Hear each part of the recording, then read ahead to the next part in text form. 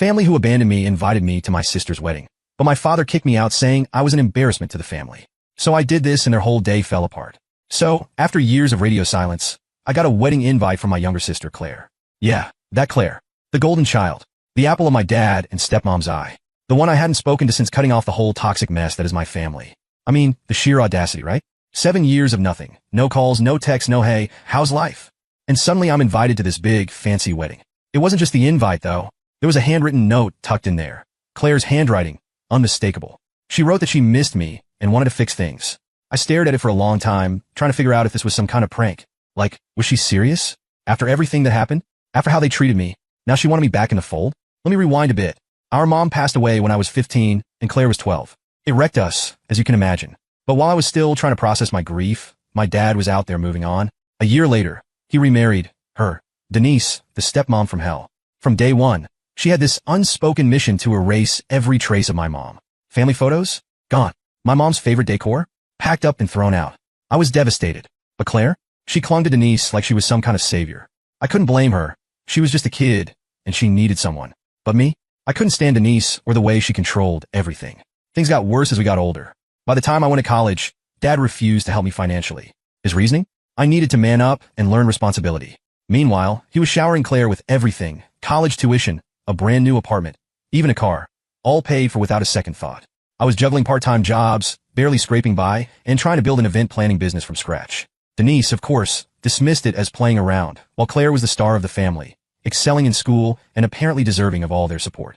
Eventually, I had enough. After years of feeling like I was the outsider in my own family, I cut ties. No dramatic confrontation, no big fallout, just silence. I stopped calling, stopped visiting, and focused on building my life. I threw myself into my work, and honestly, I thrived. My business grew beyond anything I ever imagined, and I was finally in a place where I didn't need anyone. Not Dad, not Denise, not Claire. Which brings us back to the wedding invite. At first, I wanted to toss it in the trash. Why should I care? They didn't care about me when I was struggling to get through school, when I was scraping together enough money to buy groceries, when I needed a family. But something stopped me. Maybe it was curiosity. Maybe it was the note from Claire. I couldn't tell if she was genuine or if this was just another one of Denise's manipulations. Either way, I decided to go. If nothing else, I figured I could show up, see how things played out, and leave if it got too unbearable. Here's the thing. I wasn't planning to go empty-handed. Despite the years of animosity, I still wanted to do something nice for Claire. I offered to help plan her wedding, give her the full service from my company at a massive discount. She politely declined, saying Denise had already taken care of everything. That stung a little, not gonna lie. But hey, I'd done my part. I'd extended the olive branch. The ball was in their court. So there I was prepping myself for the big day.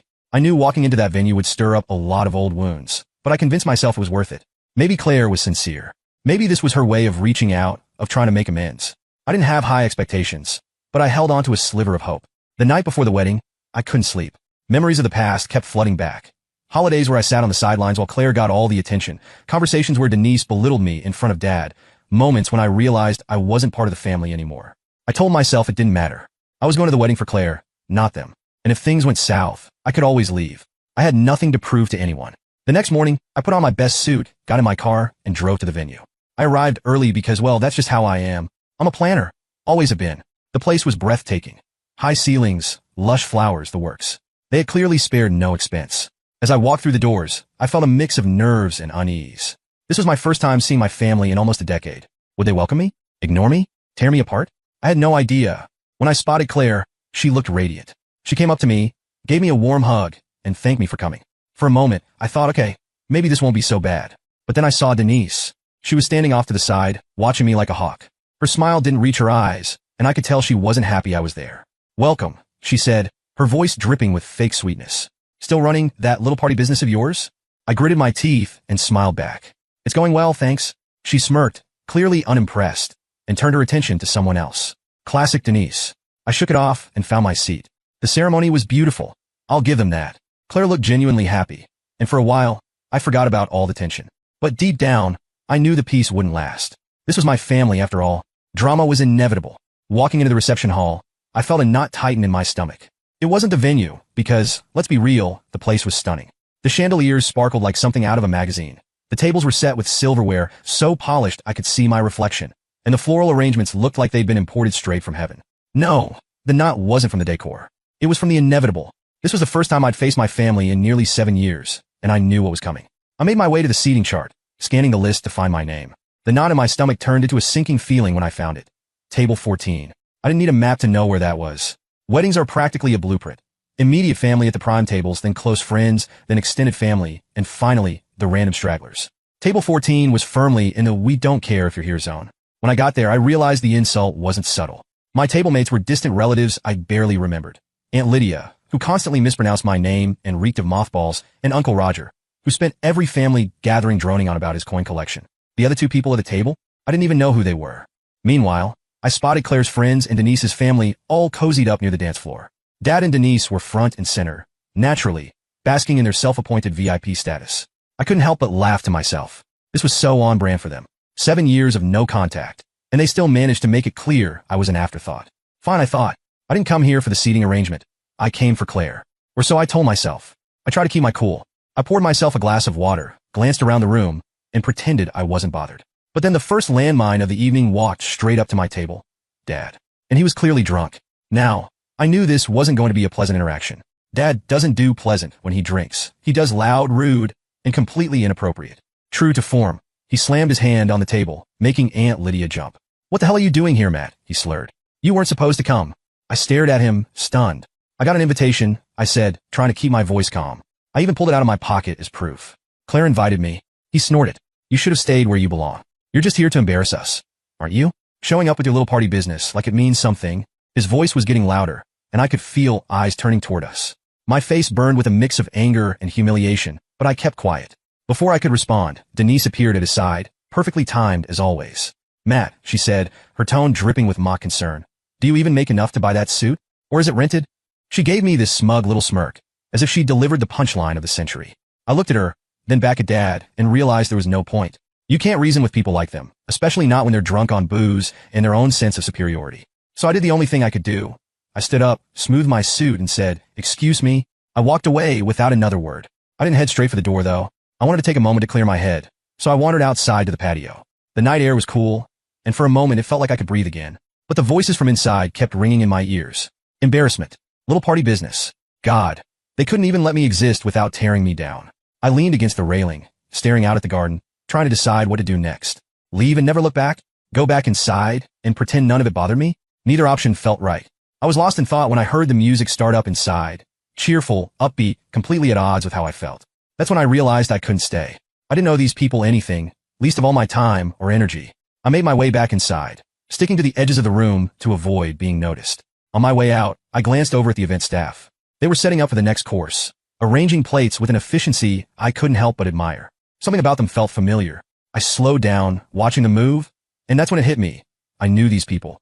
These weren't just random staff members. They were my employees. My mind raced. My company had recently acquired a smaller event planning business, and it turned out this wedding was one of their gigs. No wonder the setup looked so polished. It was my team doing the work. I felt a strange mix of emotions, pride, surprise, and most of all, a growing sense of irony. Claire and Denise had hired my company without even realizing it. Or maybe they did realize it and just didn't care. Either way, the power dynamics of the evening had just shifted dramatically. For the first time all night, I felt like I had the upper hand. I stepped to the side and pulled out my phone, dialing my operations manager. When she answered, I kept my voice low. "Hey, quick question," I said. "This wedding, are we running it?" There was a pause. Then, "Yeah, why?" I couldn't help but laugh. "No reason," I said. "Just wanted to confirm." I hung up and stared back at the room. As I stood there, still processing the fact that my team was running the wedding I had just been humiliated at, a realization hit me like a freight train. Everything, the flowers, the lighting, the perfectly timed dinner service, was being executed by my company. Claire and Denise had unknowingly, or maybe knowingly, hired me to bring their dream wedding to life. I couldn't decide whether to laugh or scream. Part of me wanted to storm back inside and announce, "Hey, guess what? All this? It's mine." But the more calculating part of me knew there was a better way to handle this. After all, Dad and Denise had gone out of their way to insult me, treating me like I didn't belong. If they didn't want me there, they sure as hell didn't deserve the work of my team. I dialed my operations manager again, my hands shaking, not from fear, but from adrenaline. "Hey, Kate," I said, trying to sound calm. "Can you confirm the client's contract for tonight?" "Sure, Matt," she said, clearly puzzled. "Why?" "I'll explain later. Just tell me. Does the contract include the usual termination clause?" Kate didn't even have to look it up. "Yep. Hostile or discriminatory behavior towards staff or management gives us the right to terminate services immediately." "Bingo," I said, a smile creeping onto my face. "Perfect. We're invoking it. Start packing up." There was a pause on her end, and I could practically hear the gears turning in her head.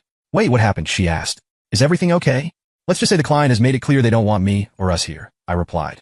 I'll fill you in later. Just trust me on this one. Kate didn't hesitate. Got it? I'll handle it. I hung up, my heart pounding. This was it. If Dad and Denise thought they could treat me like trash and still enjoy the fruits of my labor, they were in for a rude awakening. I wasn't doing this out of spite. Okay, maybe a little, but mostly because it felt like the right thing to do. I wasn't about to let them disrespect me while benefiting from my hard work. It wasn't personal. It was business. Back inside, the reception was in full swing. The music was playing, guests were mingling, and servers were bringing out the first course. Everything seemed perfect on the surface, but I knew the chaos was about to unfold. My team moved like a well-oiled machine, discreetly packing up equipment and supplies while keeping up appearances. Guests didn't notice anything at first, which was a testament to their professionalism. I stayed outside, watching from the patio as the plan unfolded. My team began taking down floral arrangements, rolling up table linens, and quietly clearing out decorations. It was like watching a magician make an entire room disappear without anyone realizing it. Denise might have been able to belittle me, but she couldn't touch the quality of my work or my employees. The first sign of trouble came when the lighting crew started dismantling the uplights around the room. A few guests noticed, pointing and whispering to each other, but no one said anything yet. Denise, of course, was too busy holding court at her table to realize what was happening. Dad was nowhere to be seen, probably off nursing another drink. As more and more decorations disappeared, the whispers grew louder. Finally, one of the servers walked over to Denise and said something to her. Her face went from smug to furious in a matter of seconds. She shot up from her chair and marched across the room, heels clicking like gunshots against the marble floor. I could hear her from the patio. What's going on? Why are they taking everything down? The server looked genuinely terrified. I don't know, ma'am. You'll have to ask the event manager. That's when she spotted Kate, who was calmly directing the staff. Denise stormed over, her voice escalating with every step. What is this? What the hell are you doing? Kate didn't flinch. We're following the terms of the contract, ma'am. Services are being terminated due to hostile behavior toward our management. Denise blinked. What hostile behavior? Who even is your management? Kate gestured toward the patio, where I was standing. Denise turned, her eyes narrowing as she saw me. I gave her a small wave, my expression as neutral as possible. She stormed outside, her face red with rage. You, she hissed. You can't do this. This is Claire's wedding. And this is my company, I replied, my voice calm. You made it clear earlier that you don't respect me or what I do. So why would you want my services? Her jaw dropped. You're doing this to punish me. To ruin Claire's wedding. I shook my head. This isn't about Claire. It's about the way you and Dad treated me. You can't humiliate me and then expect me to provide top-tier service. That's not how this works. Denise sputtered, trying to come up with a response. Before she could, Kate walked over and handed me a clipboard. We're ready to roll out, she said. Everything's packed. I nodded. Thanks, Kate. Great work as always. Denise looked like she was about to explode, but I didn't stick around to find out. I handed her my lawyer's card and said, if you have any questions about the contract, feel free to reach out to our legal team. Have a great evening. With that, I walked away, leaving her standing there, speechless. The aftermath was even more chaotic than I anticipated. By the time my team rolled out, the reception hall was practically bare. The chandeliers still hung from the ceiling, but that was about it. No flowers, no table settings, no uplights. Guests were standing around, confused and whispering. Claire looked like she was on the verge of tears, and for a split second, I felt guilty. But then I reminded myself, this wasn't about her. This was about standing up for myself. The drive home from Claire's wedding should have been satisfying. I mean, I just orchestrated one of the most legendary mic drops of my life. But as the taillights of my team's trucks disappeared in my rearview mirror, I couldn't help but feel conflicted. This wasn't how I imagined the day going. Still, I knew I'd made the right call. For the first time in a long time, I stood up for myself, not just as a business owner, but as a person. And while the night didn't go the way I'd hoped, I wasn't going to let that stop me from moving forward. I didn't have much time to dwell on it, though, because the fallout began almost immediately. The first inkling of chaos hit my phone about 20 minutes into my drive. Text messages, missed calls, voicemails, all flooding in. Denise, predictably, led the charge with a string of angry texts. They were long and rambling, filled with accusations that I'd ruined everything and destroyed Claire's big day out of spite. Each one more dramatic than the last. Denise wasn't just angry. She was furious. The kind of furious where every sentence ends in an exclamation point and the entitlement practically drips off the screen. I can't believe you did this to Claire, she started. You're a selfish, vindictive little boy who can't handle someone else being happy. You ruined this family's reputation. Do you have any idea how humiliating this is? Oh, but she wasn't done. The messages went on, each one more unhinged than the last. She accused me of sabotaging the wedding out of jealousy, called me pathetic, and even demanded that I refund the entire cost of the event. Yes, refund. She genuinely believed I should pay her back for the services my company had already provided, as if she had some moral high ground to stand on. You've embarrassed this entire family, she continued. Do you know what people are saying about us now? I I should have known better than to trust you with anything important. You are a failure, Matt, and you always will be. The audacity was almost laughable. I didn't respond and just muted her number. She wasn't worth my energy. Dad wasn't far behind. His voicemails were less coherent, but just as nasty. I'll spare you the details, but let's just say the phrase is selfish brat, and I'll sue your ass featured prominently. He even threatened to call the cops at one point, which honestly made me laugh. Call the cops for what? Breaching a contract he didn't even know existed? Good luck with that. The most surprising message, though, came from Claire. I'd expected anger from her too, but when I finally read her text, it wasn't what I anticipated. Why would you do this to me? She wrote. I thought you came to support me. I didn't think you'd ruin my wedding. That one hit harder than I expected. It wasn't like Denise's venom or Dad's drunken tirades. This felt like genuine hurt. Claire and I hadn't been close in years, but I could still hear the pain in her words. I could tell she genuinely didn't understand why I'd made the decision I did. And honestly, I didn't blame her. Claire had always been caught in the middle of this mess. Denise had her claws in her from a young age, and Dad wasn't exactly the kind of parent who encouraged independent thought. Claire had grown up in the same toxic environment I'd escaped from, but instead of fighting it, she'd adapted to it. I wanted to respond to her, to explain my side, but I wasn't sure it would make a difference. For a second, I wondered if I'd made a mistake. But then I remembered why I'd made the call in the first place. The next morning, the situation escalated. Denise, true to form, couldn't let it go. She started calling people, family members, friends, anyone who would listen, and spinning the story in her favor. By noon, I'd already received texts from 2 aunts and a cousin, all asking me to explain what really happened. To save myself from repeating the same thing over and over, I sent out a blanket text to the handful of relatives I still semi-trusted. Long story short, I was insulted, disrespected, and treated like an outsider. So I terminated my company's services per the terms of the contract. If you have questions, ask Denise. If you want the truth, ask the venue staff. I'm done defending myself. One of my aunts responded almost immediately. Good for you, she wrote. We saw how Denise treated you at Thanksgiving 5 years ago. She's always been awful to you. I'm just sorry Claire got caught in the middle. Her support caught me off guard. I'd spent so many years assuming the entire family had written me off that I hadn't even considered the possibility that some of them might be on my side. It was a small comfort in the middle of the storm. Then came the unexpected fallout from the guests. By the afternoon, I started getting emails and inquiries, business inquiries. Apparently, word had spread among some of the wedding attendees about what had happened, and a few of them were impressed with how my team had handled the situation. One woman, who I vaguely remembered as a family friend of Claire's in-laws, reached out to say she admired the professionalism of my staff. I heard what happened, she wrote, and I just wanted to say your team handled everything with incredible grace. It was clear the issue wasn't with your company, but with the family. I'm hosting a charity gala in a few months and would love to work with you if you're available. Talk about a silver lining. I responded immediately, thanking her for her kind words and setting up a time to discuss the event. Within a few hours, I'd received 3 more similar emails from other guests. It was surreal. The same wedding I'd been accused of ruining was now turning into free publicity for my business. Denise's attempts to humiliate me had backfired spectacularly. Of course, Denise wasn't done. By evening, she'd escalated her campaign against me to the digital realm. I discovered she'd left a scathing review about my company online, accusing us of being unprofessional and unreliable. The review was filled with outright lies, claiming we'd arrived late, provided poor service, and abandoned the event without warning. Thankfully, I was prepared for this. I contacted my lawyer immediately, and within hours, we'd sent Denise a cease and desist letter warning her that any further false statements would be treated as defamation. The review was removed the next day, and as far as I know, she hasn't tried to post anything else since. Denise, however, decided to escalate her entitled tantrum to new heights. The next morning, while I was reviewing my emails, I got a call from my lawyer. You're gonna love this one, she started, her tone dripping with sarcasm. Claire's family is threatening to sue you for breach of contract. I actually laughed out loud. You're kidding, I said. On what grounds? They're claiming you abandoned the event and caused irreparable damage to Claire's wedding, my lawyer replied. They're demanding a full refund and additional damages for emotional distress. The absurdity of it almost made me spit out my coffee. Emotional distress? Because I enforced a clause they agreed to? That's rich. My lawyer chuckled. Don't worry, Matt. This is nothing more than a scare tactic. Their lawyer, if you can even call him that, sent a laughably vague letter with no specifics. I'll draft a response, but they don't have a leg to stand on. A few days later, Denise's attempt at a lawsuit reached its next ridiculous stage. Their lawyer, who I later learned was one of Dad's poker buddies, sent another letter claiming my decision to terminate services had caused public humiliation and significant financial loss. He even threw in some inflated numbers for the supposed value of the event decorations and catering services. The best part? The letter also accused me of being malicious and vindictive for taking down the decor during the event.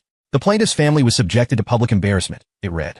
The abrupt removal of event services tarnished the reputation of the hosts and caused irreparable harm to their social standing. I couldn't stop laughing as I read it. Denise was genuinely trying to paint herself as the victim in a scenario she'd entirely created. The irony was so thick, you could cut it with a knife. My lawyer, however, was far less amused. They're trying to throw mud at the wall and see what sticks, she said during our next call. Their entire case hinges on the idea that you violated the contract, but the clause you invoked is ironclad. We'll respond formally, and I'll make it clear that pursuing this further will only waste their time and money. The legal back and forth dragged on for about 2 weeks. Denise and Dad kept pushing, likely because their lawyer didn't have the guts to tell them they had no chance of winning. Meanwhile, my lawyer was working behind the scenes to compile all the evidence we needed to shut this down for good. We had everything. The original contract, signed by Claire, which clearly outlined the termination clause. Witness statements from my staff, who had been present when Denise's hostile comments were made, and the piece de resistance security footage from the venue. The cameras had captured everything, including Dad's drunken tirade and Denise berating my team. When the footage was brought to their lawyer's attention, the case crumbled almost instantly. My lawyer sent a final letter laying out the evidence in excruciating detail and warning them that if they continued to pursue the matter, we'd countersue for defamation and legal fees. 2 days later, I got an email from my lawyer. They've dropped the case. No further action required. The most surprising fallout, though, came from Claire's new husband, Adam. He called me a few days after the wedding. I almost didn't answer, but eventually, out of curiosity, I did. "Hey, Matt," he said, his tone awkward. "I know Claire wants to talk to you," he continued. "She feels terrible about everything. She's just, I don't know, scared. She's stuck between you and Denise, and it's tearing her up." I sighed. "I get it, but if she wants to talk, it has to come from her. I'm not going to chase her down. I'll tell her," he promised. I hung up, feeling strangely hopeful. Maybe Claire and I still had a chance to mend things. Maybe not. Either way, I'd finally stood up for myself, and that was a win in my book. A few weeks after the chaos settled, I got a text from Claire. "Hey, can we meet up? I feel like we need to talk." I stared at the message for a long moment, unsure of how to feel. On one hand, it was Claire reaching out. The same Claire who had stayed silent while Denise and Dad humiliated me at her wedding. The same Claire who had watched my company, the company I built from nothing, get insulted and then didn't say a word as I walked out. On the other hand, I couldn't shake the nagging doubt. What did she want from me now? Was this an actual olive branch? Or was she just here to smooth things over for her own sake? Against my better judgment, I agreed to meet her. "Sure, let me know when and where," I replied. We met at a small cafe, one I used to go to back when I was starting my business. It was neutral ground, but I couldn't help feeling the tension in the air as I walked in. Claire was already there, sipping a coffee. She looked up and smiled, an awkward, forced smile that didn't quite reach her eyes. "Hey," she said, gesturing for me to sit. "Hey," I replied, taking the seat across from her. There was a long pause before she spoke. "I'm really sorry about everything that happened at the wedding," she began. "It got so out of hand, and I know Denise and Dad said some things they shouldn't have." I raised an eyebrow. "Some things?" She shifted uncomfortably in her chair. "Okay, a lot of things, but you have to understand, they were stressed. Weddings are a lot of pressure, and emotions were high. It wasn't personal." I let out a bitter laugh. "Not personal, Claire? They called me an embarrassment. They mocked my business, belittled me, and basically told me I shouldn't have been there. How is that not personal?" She sighed, as if I was the one being unreasonable. "Look, I'm not saying what they did was right, but you pulling out the way you did wasn't fair either. You ruined the reception, Matt. People are still talking about it. There was the real reason she wanted to talk. So, this isn't about what they said or did," I said, my tone icy. "This is about how it made you look." "That's not what I'm saying," she replied quickly, though the defensive edge in her voice told a different story. "I just think you could have handled it differently. You didn't have to punish everyone because of what Denise and Dad said." I stared at her, trying to decide if she actually believed what she was saying or if she was just parroting Denise's narrative. "Punish everyone?" I echoed. "Claire, they hired my company. They insulted me, the owner, in front of everyone. They didn't even bother hiding their disdain. You expect me to just stand there and take it?" "I expected you to think about someone other than yourself," she shot back. "This wasn't about you. It was my wedding. Do you know how humiliating it was when everything fell apart? People were asking me what happened, and I didn't know what to say. I had to deal with the fallout while you just walked away." I leaned back in my chair, stunned. "So that's what this is about. Not what they did, not how they treated me. It's about how it inconvenienced you." "That's not fair," she said, her voice rising slightly. "I'm trying to fix this, but you're making it impossible." "Fix it?" I repeated. "Claire, you haven't once acknowledged what I went through. You're sitting here blaming me for standing up for myself because it didn't fit into your perfect little wedding narrative. Do you even hear yourself?" She crossed her arms, her expression hardening. "Maybe I wouldn't have to say this if you hadn't made everything about you. I invited you to the wedding because I wanted you there. I was trying to include you, but you turned it into a disaster." I felt a sharp pang in my chest, but it wasn't sadness. It was clarity. This wasn't a misunderstanding. Claire wasn't stuck between Denise and Dad. She was just like them. Entitled, manipulative, and incapable of taking responsibility for her actions. I stood up, tossing a few bills onto the table to cover my coffee. "You know what, Claire? I'm done with you, with Dad, with Denise. All of it. I've spent my whole life being the scapegoat for this family, and I'm not doing it anymore." Her eyes widened. "Matt, wait." "No," I said firmly. "You don't get to rewrite this. I came to your wedding because I thought maybe things had changed. But all I got was the same disrespect I've dealt with my whole life. And now you're sitting here blaming me for having the audacity to walk away from it. I'm done, Claire. For good. She sat there, stunned, as I walked out of the cafe. That was the last time I spoke to Claire. She sent a few texts in the days that followed, but I didn't bother responding. There was nothing left to say. She'd shown me who she really was, and I believed her. As for Denise and Dad, I cut them out of my life completely, and it was the best decision I'd ever made. In the months that followed, my company thrived, thanks in part to the wave of new clients who'd been impressed by how professionally my team handled the wedding fiasco. Denise and Dad might have tried to tear me down, but all they did was make me stronger. And Claire? She became just another part of my past. I stopped wondering if she'd ever see things differently, because it didn't matter. Family isn't about blood, it's about respect. And none of them had shown me any. And honestly, I don't regret a thing.